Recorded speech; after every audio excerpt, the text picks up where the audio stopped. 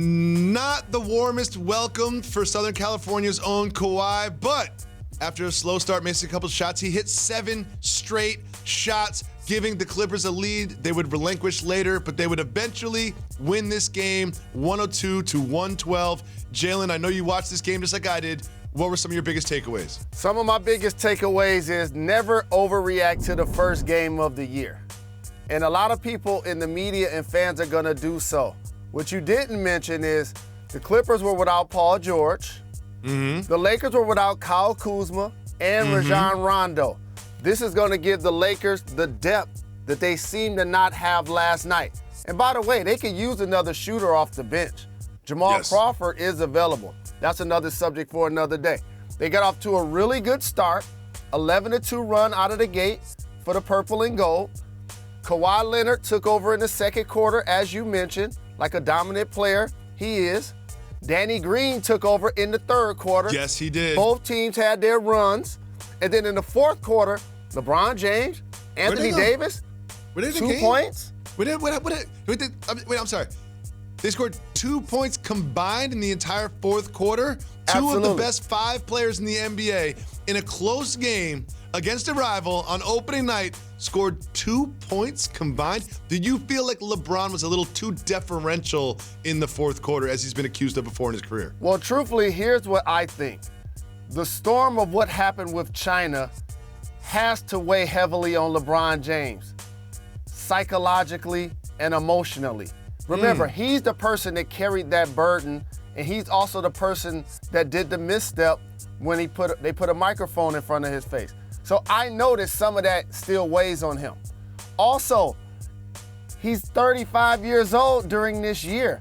He's in his 17th year. He has to pace himself. And on the other side, he going against this young, respectable animal in Kawhi Leonard that's going to score 30 points in 31 minutes.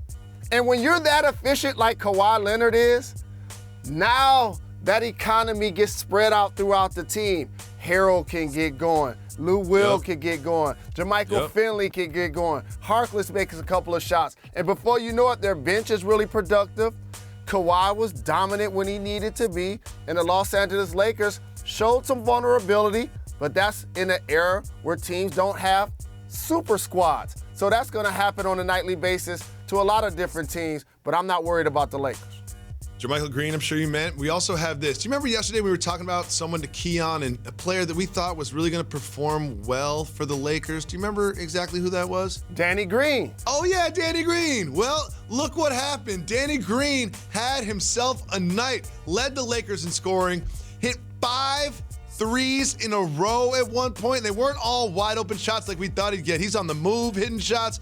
What do you see from Danny Green last night? The reason why I anticipated this is what ends up happening is we focus so much on the marquee players, and rightfully so. LeBron James, Anthony Davis. But the core of your team usually are guys that are seasoned professionals and you know what to expect. I know what I'm getting out of Lou Will. I know what I'm getting out of Harrell. And I knew what I was going to get out of Danny Green, a championship-level competitor going against his former teammate in Kawhi Leonard, that he was going to show up on the big stage to start the game. It did look like the Clippers looked really good, and we also had the Lakers showing some deficiencies, but as you mentioned, they had Kuzma and Rondo out, and I'm sure there's a big new group working together. But after the game, Clippers star Kawhi Leonard and Doc Rivers talked about their debut in the Staples Center.